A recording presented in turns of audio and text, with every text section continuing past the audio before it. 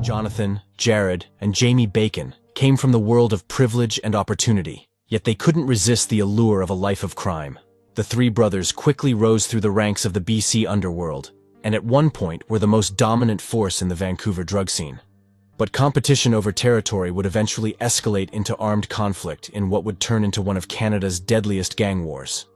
This struggle involved some of the country's most notorious criminal organizations, including the United Nations Gang, the Red Scorpions, the Independent Soldiers, and even the Vancouver chapter of the Hells Angels.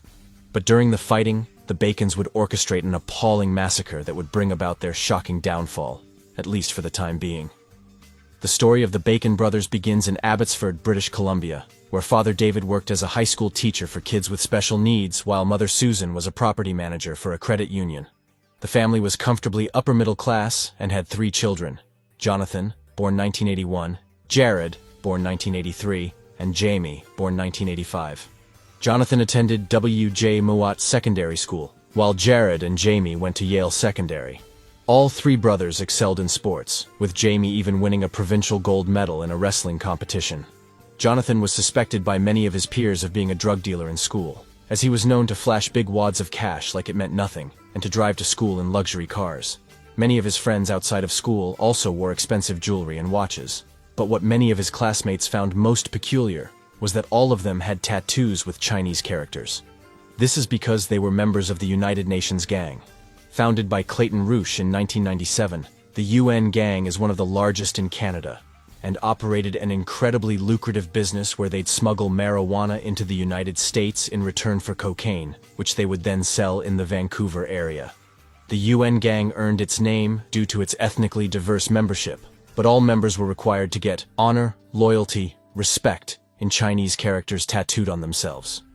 With older brother Jonathan selling drugs, Jared and Jamie quickly followed in his footsteps and began dealing as well in high school.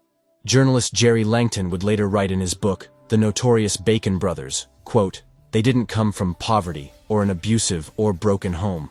In fact, they came from exactly the opposite upbringing that many social critics say incubates crime."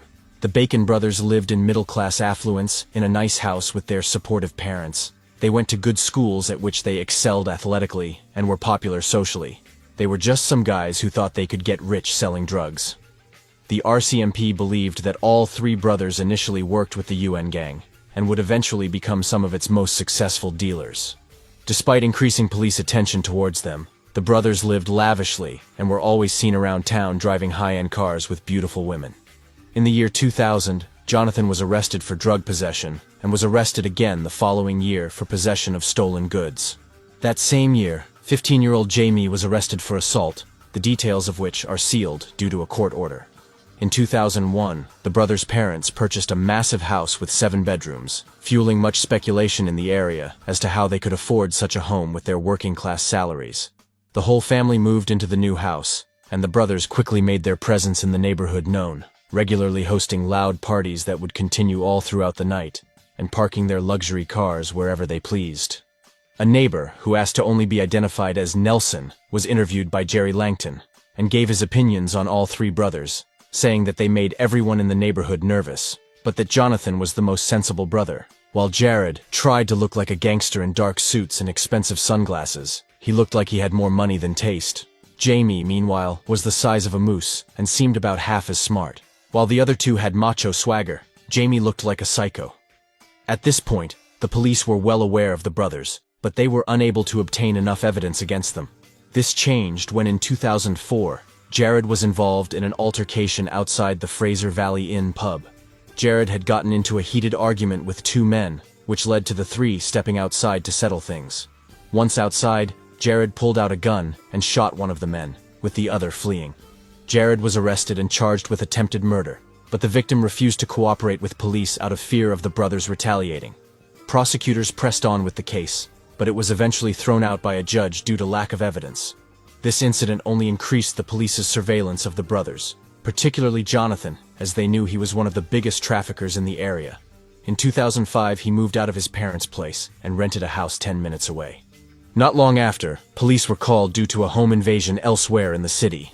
The home had a hidden grow-up, and the cops arrived so quickly they managed to catch the robbers, one of whom was none other than Jonathan.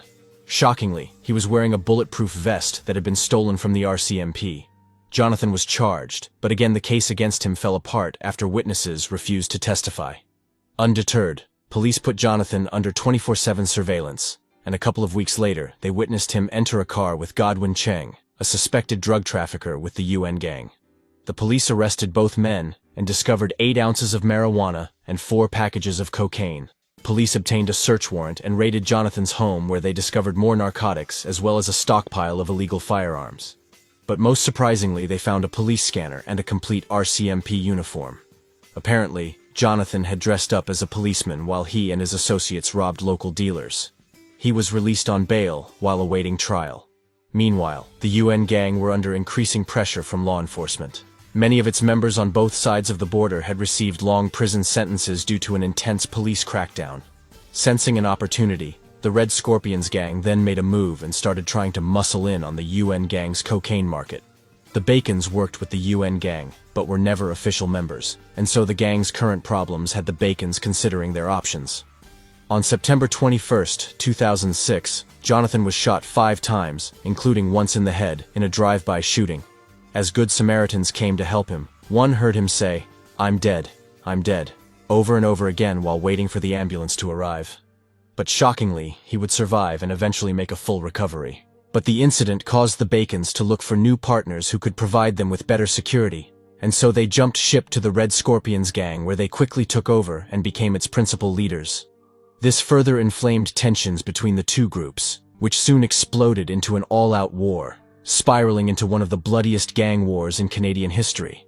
For their betrayal, the UN gang made the Bacon brothers their prime targets, and in 2007, as Jamie was parking his Corvette, an SUV quickly pulled up beside him, and 2 gunmen inside opened fire. Jamie was somehow unharmed, and he returned fire with a handgun he had hidden in his car. The RCMP were quickly on the scene, and when they searched Jamie's car, they discovered 4 more pistols hidden in a secret compartment. Jared's fingerprints were discovered on the guns as well, and so both were arrested and charged with weapons possession.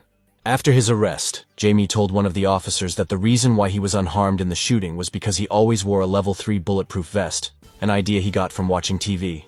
The fighting between the UN gang and the Red Scorpions increased in its intensity, with multiple shootings, stabbings, and bombings being attributed to both gangs. Amidst the carnage, the Hells Angels benefited greatly, as they supplied both sides with weapons and drugs. In 2007, Red Scorpions founding member Eddie Narong, as well as brothers Corey and Jason Lau, left the group and started their own organization based in Surrey. Corey also tried to recruit several other Red Scorpions to join his new crew. This infuriated Jamie, who met with Corey inside a McDonald's. There, Jamie told Corey that he would have to pay a $100,000 tax for disrespecting him. Corey refused, and so Jamie threatened his life and then angrily stormed out of the McDonald's. Jamie learned from an informant that Corey's operation was run out of an apartment located in the Balmoral Tower complex in Surrey. And so on October 19, 2007, a Red Scorpion hit squad arrived there looking for Corey. The gunmen were Cody Havisher, Matt Johnston, and a man who can only be identified as Person X due to a publication ban. The 3 hitmen hid outside Corey's apartment while Sofon Sek, an associate of Corey's, knocked on the door. Corey believed that Sek was there for a drug deal, and so when he looked out the peephole and saw Sek standing there, he unlocked the door. But in reality, Sek had been paid $20,000 to lead the assassins to Corey. As the door opened, Sek ran away and the 3 gunmen stormed into the apartment, and this is when the situation spiraled out of control. Corey was supposed to be alone, but inside with him were his brother Jason, associate Ryan Bartholomew, and innocent repairman Ed Schellenberg, who was there to fix the room's furnace. As the gunmen scrambled to get the situation under control, the door was unexpectedly opened by Eddie Narong. Seeing the situation, he ran down the hallway towards the elevator, but was caught by Johnston before he could escape. As Narong was marched back to the apartment at gunpoint, a 22-year-old named Christopher Mohan stumbled upon the scene. He was one of Corey's neighbors and had been walking towards the elevators so he could meet up with some friends to play basketball. But Johnston didn't want there to be any potential witnesses, and so he grabbed Mohan and took him back to the apartment as well.